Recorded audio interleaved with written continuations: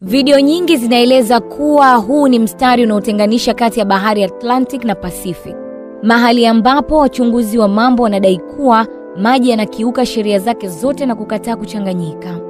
Ni sehemu ndogo yenye misukosuko inayoogopwa na mabaharia wengi duniani tangu ilipogunduliwa kwa mara ya kwanza miaka 1500 iliyopita.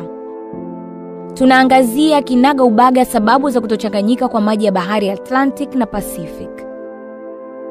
Kabla ya kujengwa kwa mfereji wa Panama, eneo la pembe ya Cape linalokutanisha bahari ya Pacific na Atlantic ilikuwa njia pekee ya baharini kuelekea bara moja kwenda jingine. Licha ya kuwa na misukosuko mingi ya mawimbi makubwa, mikondo yenye nguvu na kupwa na kujaa katika maeneo yote mawili ya bahari hizi, cha kushangaza ni kwamba maji hayachanganyiki wala kuvuka kizuizi hiki.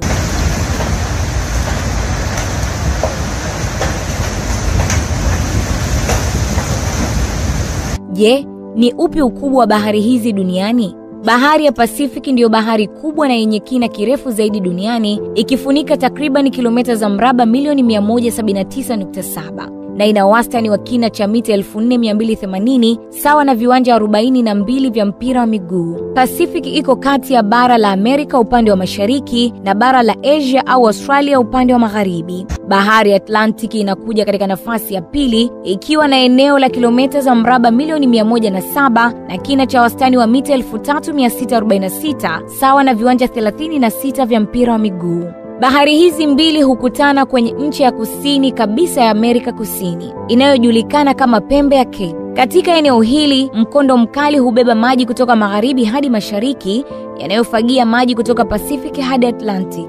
Je, ni kwa nini maji ya bahari hizi hayachanganyiki? Wapo wengi waliowaza na kulihusisha tukio hili na nguvu zisizoonekana. Wengine walienda mbali zaidi na kueleza ya kuwa ni miongoni mwa ishara kwamba Mungu yupo, lakini wapo pia wengine wasiojua chochote. Je, ni kitu gani? Bahari ya Pacific ndiyo bahari inayokusanya maji kutoka Atlantic mpaka Arctic, kuanzia nchi ya kaskazini mpaka nchi ya kusini ya dunia. Kwa kuwa sehemu kubwa ya vyanzo vyake vya maji ni theluji, kiwango cha chumvi kwenye maji ya bahari hiyo ni kidogo ukilinganisha na maji ya bahari ya Atlantic. Sababu nyingine inaelezwa kuwa kitaalamu, maji ya bahari ya Atlantic yanajongea kuelekea upande wa kusini, wakati ambapo maji ya Pacific yenyewe hujongea kwa mwendo wa kuzunguka kutoka ncha moja ya dunia mpaka nyingine. Mkondo wa bahari ya Atlantic una nguvu zaidi kwa sababu una uelekeo mmoja. Kwa hiyo katika eneo yanapokutana, maji ya Atlantic yanakuwa kwenye kasi tofauti inayokinzana na maji ya Pacific, hivyo yanalazimika kusafiri kwenye mstari mmoja ulionyooka kwa umbali fulani